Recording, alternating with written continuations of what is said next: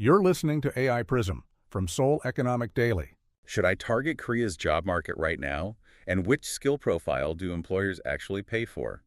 It's Thursday, July 3rd. Let's look at what this means for job seekers and graduates in Korea. Our mission today is to unpack exactly how artificial intelligence and major global geopolitical shifts are radically bifurcating Korea's job market in the second half of 2026.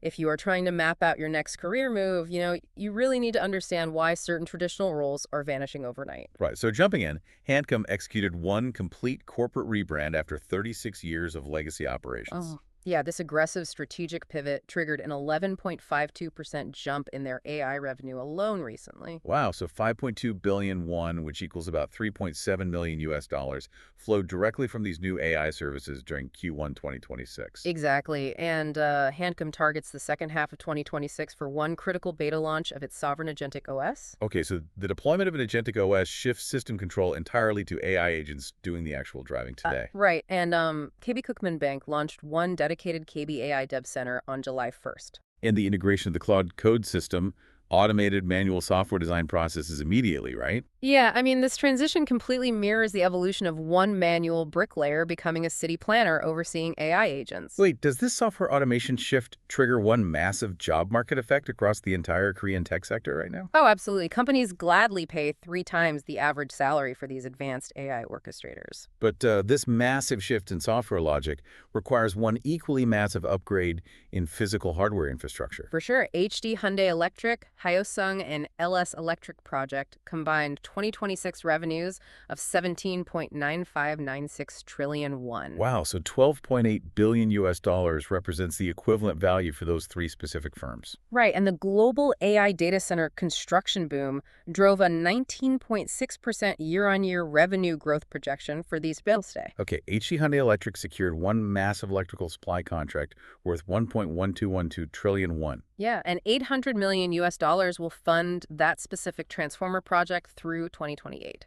Plus, Hyosung Heavy Industries secured one transmission grid contract worth 310 billion won in Australia.